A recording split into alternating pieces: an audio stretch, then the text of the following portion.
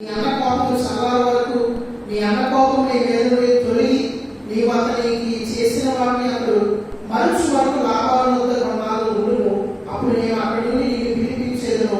ఒకనాడే మీ ఇద్దరు నేను పోగొట్టుకునేలా అని చూడగా మరి చిన్నపాటి విషయంలో తల్లి తీసుకున్న జాగ్రత్త ఏమిటంటే ఎలాగైనా మీ అన్న ఎదురు కోపం నిన్ను చంపేస్తాడు కాబట్టి మరి మీ ఇద్దరికి ఏమి జరగడానికి ఇష్టం లేదు కాబట్టి నువ్వు క్షేమంగా మీ గ్రామానికి ఎక్కువ అంటూ తన భర్తతో కూడా చెప్తుంది ఏమిటంటే ఇస్సాకు వాటిని చూడాల్సిన మన ఆలోచనలో మరి అంటే ఇస్సాకుతో ఏడు కుమార్తెలో నా ప్రాణం విసిగినది ఈ దేశస్థురాలను ఏడు కుమార్తెల్లో వీటి ఒకదానికి యాకోబు పెళ్లి చేసుకొని కదా నా బ్రతుకు వల్ల నాకేమి ఇప్పుడు మాత్రం వీడికి ఒక తెలిసి వచ్చింది భర్త నిర్ణయం తీసుకొని పక్కన అడిగితే చిన్నకుమారుడు వివాహం చేయాలి కాబట్టి మీరు చెప్పండి అన్నలాగా ఏ నచ్చితే అమ్మాయి పడితే అమ్మాయి నచ్చితే తెచ్చి ఇంట్లో పెట్టుకుంటూ వాళ్ళ వల్ల మనం ఎలా బాధపడుతున్నావు యాకోబుకి వచ్చిన భార్య కూడా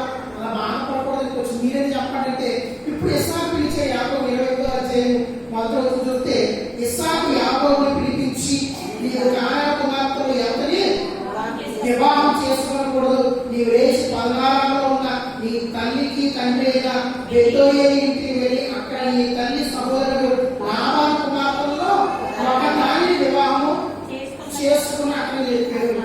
ఇప్పుడు భార్య భర్త కరెక్ట్గా పని చేస్తున్నారు. ఏంటంటే కుమారుడు వివాహం విషయంలో ఒక మంచి ఆలోచన తీసుకున్నారు. ఇది సరైనది. ఒక భార్య భర్తలో పిల్లల విషయంలో చేయవలసిన మంచి ఆలోచన ఏంటంటే ఇద్దరు కలిసి మాట్లాడుతూ మంచి నిర్ణయం తీసుకోవడం.